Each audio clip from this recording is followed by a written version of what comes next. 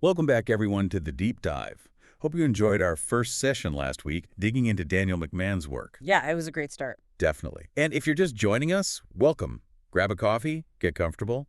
Today we're pushing further into effective co-parenting communication after divorce. All based on that fantastic resource listeners pointed us to Daniel McMahon's Raise Children After Divorce. Exactly. And the feedback we got really hit home. How tough this communication piece can be, but also how absolutely vital it is for the kids. Absolutely. So the mission today really is to unpack the how. How do you actually communicate effectively with your ex in a way that keeps the kids front and center? Let's get into it. McMahon makes this really interesting point early on about transforming those, potentially awkward moments. Oh, yeah, like the school play or the soccer game sidelines, Mhm. where you're both there, but maybe not really together. Right. And he argues that good communication can actually shift that dynamic. Turn it from awkwardness into, well, genuine support for your child. It's about creating that united front, isn't it? So the child feels secure. It's a move towards a new kind of partnership focused squarely on co-parenting. Absolutely. And crucially, it's not about trying to rebuild the old relationship or even forcing a friendship. No, not at all. It's a practical partnership, purpose-built for raising the kids. Okay, so a big part of that foundation, according to McMahon, is actually crafting a communication plan. Sounds simple, but what does that really involve? Well, he gets quite practical, starting with choosing the right tool for the job, essentially. Which communication channel for which message? So not just firing off texts for everything. Definitely not. He positions texting as for the quick logistical things, confirming pickup times, quick updates on after-school stuff, almost like a digital nod, you know? A digital passing note, I like Yeah. that. But if that text chain starts getting long, or if emotions start creeping in, that's your cue. Time to switch gears. Exactly. Time to escalate, maybe to a phone call. Which brings us to scheduled calls. McMahon emphasizes scheduling them.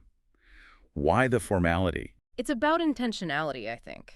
Setting aside dedicated time means you can actually talk, discuss bigger things like, I don't know, a health issue or a major school decision without rushing or distractions. Right, you avoid those misunderstandings that happen when you're trying to type out something complex on the fly. Precisely. It allows for nuance, for back and forth in real time. It builds clarity for those more significant topics. Okay, so text for quick logistics, scheduled calls for deeper dives. Hmm. What about email? Where does that fit? Email, in McMahon's framework, is your record keeper. It's for the detailed stuff, the agreements, the decisions you want documented. Ah, so it provides that paper trail. Yeah, essentially. exactly. If there's ever a question later about what did we agree on, what did we agree on? You've got it right there. It can really head off future disputes based on fuzzy memories. Got it. So channel sorted, but McMahon also talks about the rules of engagement boundaries and expectations. What's key there? This is huge for reducing friction, agreeing upfront on things like, well, how quickly do you expect a reply? Ooh, that's a big one. That expectation mismatch can cause so much stress. For sure. Knowing whether a text needs an immediate answer or if within 24 hours is fine, it just lowers the temperature. Yeah. And also deciding, what topics need a call versus what can be handled digitally. Like maybe sensitive emotional stuff is better voice to voice, while logistics are fine via text or email. Yeah, exactly that. Setting these guidelines early just fosters respect and predictability. It sets a tone. That predictability sounds key, especially for the kids who pick up on tension. Mm.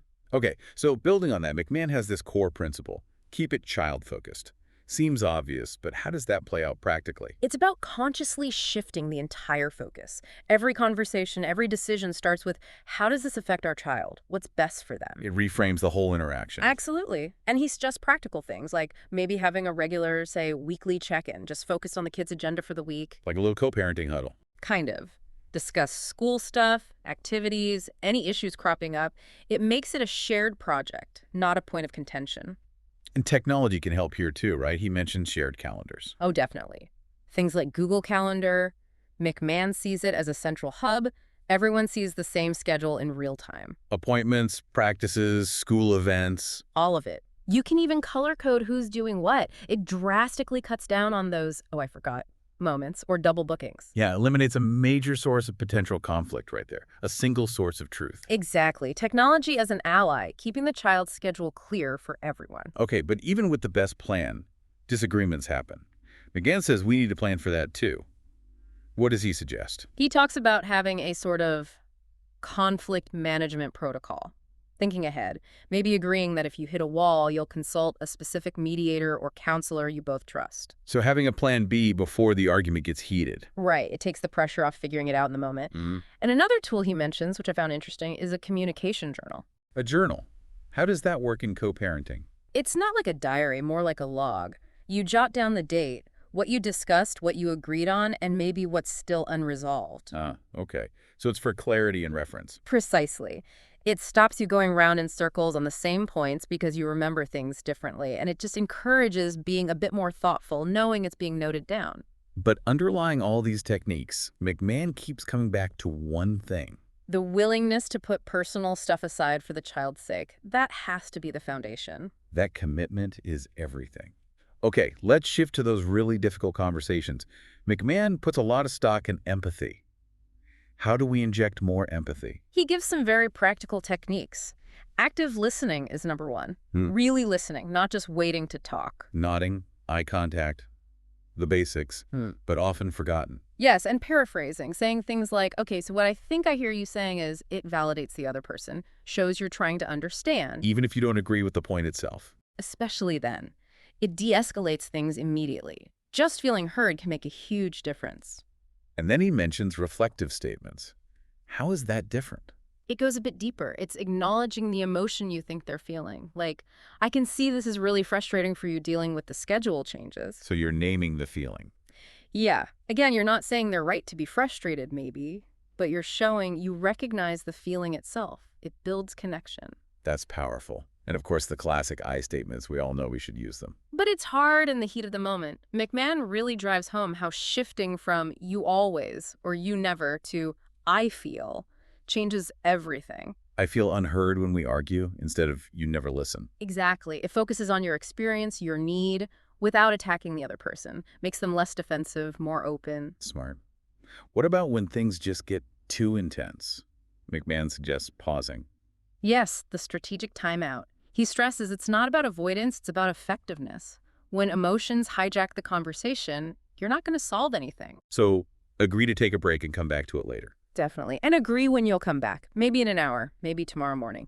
It shows you're still committed to resolving it, just not when you're both seeing red. A cooling off period. Maybe even do some deep breathing, as he suggests. Anything to regain composure. Because ultimately, the goal isn't winning the argument. It's finding a solution, right? Right. Shifting from complaining to problem solving. Precisely. McMahon says you have to consciously pivot. Okay, this is the problem. How can we fix it?